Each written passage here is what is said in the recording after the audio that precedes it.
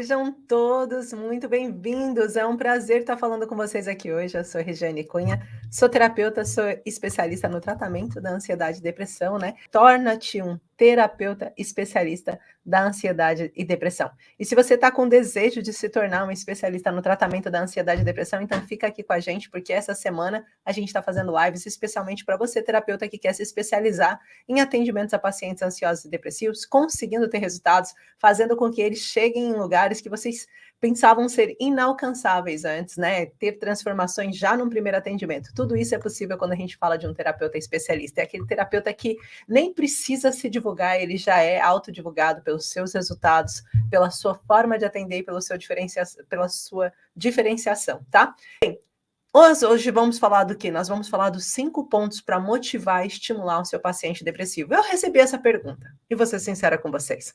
Não tem nada que me motiva mais do que fazer um conteúdo que possa realmente ajudar vocês. Por isso que eu sempre peço, mandem as vossas dúvidas, porque, de fato, essas 5 formas de motivar um paciente depressivo, para mim, é tão natural isso acontecer. Eu já sei que um paciente depressivo tem as suas limitações, eu já sei que um paciente depressivo ele precisa ser estimulado, motivado. Então é tão natural para mim que às vezes a gente esquece dessa questão. E é muito importante quando vocês mandam conteúdos ou sugestões de temas, ou quando vocês mandam dúvidas, porque assim eu consigo chegar mais longe e ajudar de fato você.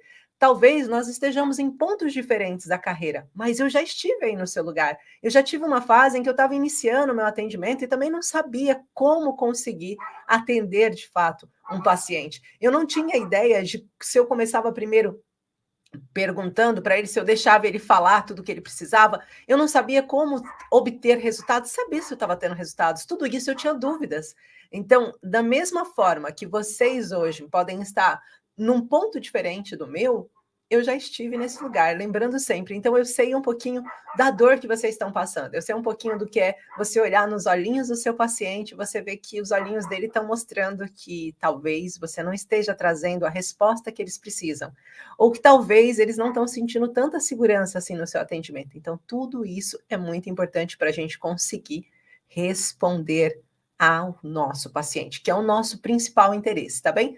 Começar entendendo o que é um paciente depressivo. Por que que eu vou falar isso? Porque tem muita gente que aqui não tem base de ansiedade e depressão.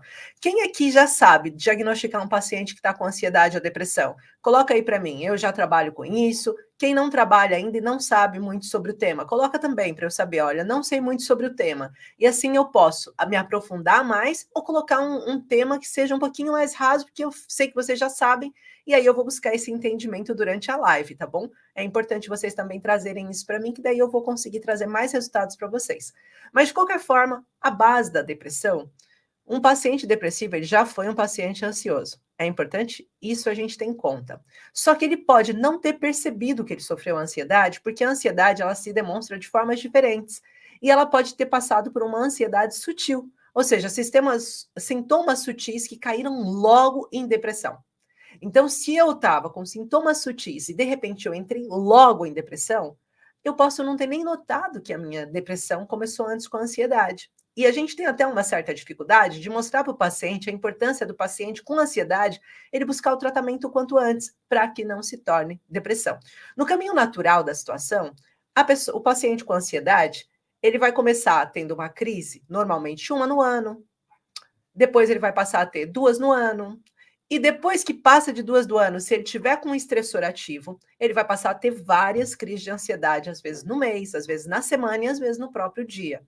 A partir daí, ele entra num processo de isolamento. Ele começa a não querer mais estar perto daquela realidade, porque ele sente que naquela realidade ele entra em crise de ansiedade. E ele se sente envergonhado, ele tem dificuldade de comunicação, ele não sabe o que fazer quando tem uma crise de ansiedade, então ele vai deixar talvez de ir para o trabalho, talvez ele deixe de ir em alguns espaços, talvez ele deixe de frequentar aquelas rodas, e ele começa a sofrer com essas questões de ansiedade. A partir do momento que ele começa a crescer, a gente tem 2 caminhos. Ataques de pânico podem começar a surgir, porque a intensidade fica maior, ele está lutando para conseguir continuar vivendo de uma forma natural, mas não está conseguindo, então ele tem um ataque de pânico, ou ele começa a entrar em processo de isolamento. Quando eu começo o meu processo de isolamento, eu estou entrando na depressão. Mas não é só o isolamento que faz com que a gente entenda a depressão. A depressão ela tem uma série de outros sintomas e que a depressão ela vai se diferenciar consoante o escudo emocional ativado. O que é isso? Vamos chamar a ajuda da Joaninha? Vem cá, Joaninha. Joaninha, minha bonequinha, está aqui para entender, para vocês entenderem. Quando nós somos um recém-nascido, nós, ao nos formarmos, nós vimos de uma coisa que é uma célula. Da célula vai se dividindo, se dividindo, se dividindo, se dividindo, se dividindo, aí vai formando, né? É a partir daí. Todas as células, elas têm um núcleo e tem 3 tecidos envolvidos, que é o mesoderma, que é o tecido ectoderma e o endoderma, tá?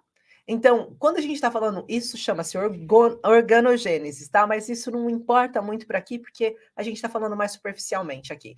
Então, quando esses tecidos começam a se desformatar, essa célula vai se dividir e vai formar um embrião, cada um desses folhetos embrionários, ou seja, o mesoderma, o ectoderma e o endoderma vai formar alguns tecidos. Ou seja, o ectoderma ele vai ser responsável por uma série de tecidos, o mesoderma vai ser responsável por outras funções, nenhum vai fazer a função do outro. Cada um é responsável por um certo ponto. Então, o paciente, quando ele tem depressão, quando ele passou por um trauma que fez com que ele, normalmente um trauma de acúmulo, vocês vão entender isso melhor lá dentro do evento, tá? No dia 18 de abril, às 21 horas, quinta-feira que vem. Estou aqui esperando para ter vocês lá. Então, o paciente, quando ele entrou em processo depressivo, ele ganhou uma marquinha no cérebro. E essa marquinha, primeiro é um pontinho, depois aquele pontinho vai desenvolvendo como se fosse um tronco de árvore. Quanto mais tempo ele tem, maior essa auréola que ele vai fazendo naquele pontinho. E pode ter outras marcas também.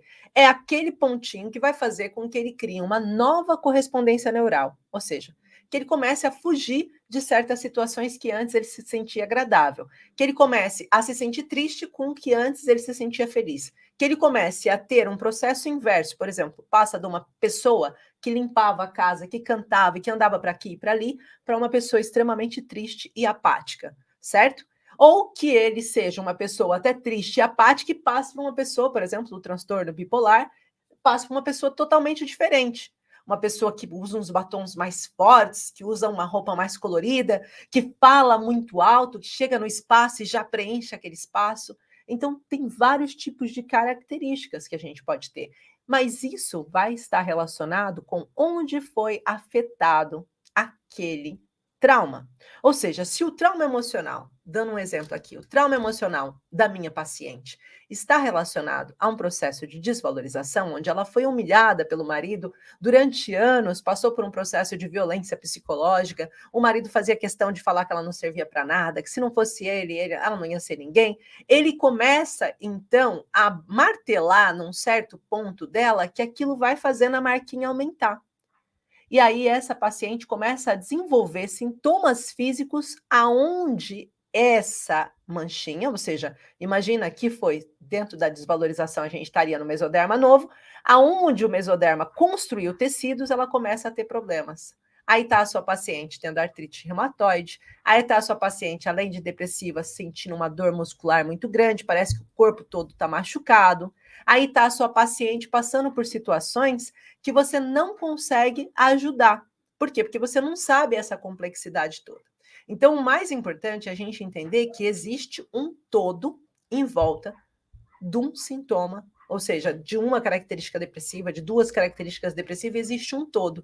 E é esse todo que eu quero que vocês aprendam a ver. Então, agora que vocês entenderam o que é um paciente depressivo, ou seja, ele tem uma marca emocional, que pode ser de trauma de acúmulo ou trauma de impacto, que foi colocada no corpo dele, a gente tem que entender, então, como que a gente vai ajudar esse paciente a se sentir motivado. E por que eu trouxe esses pontos?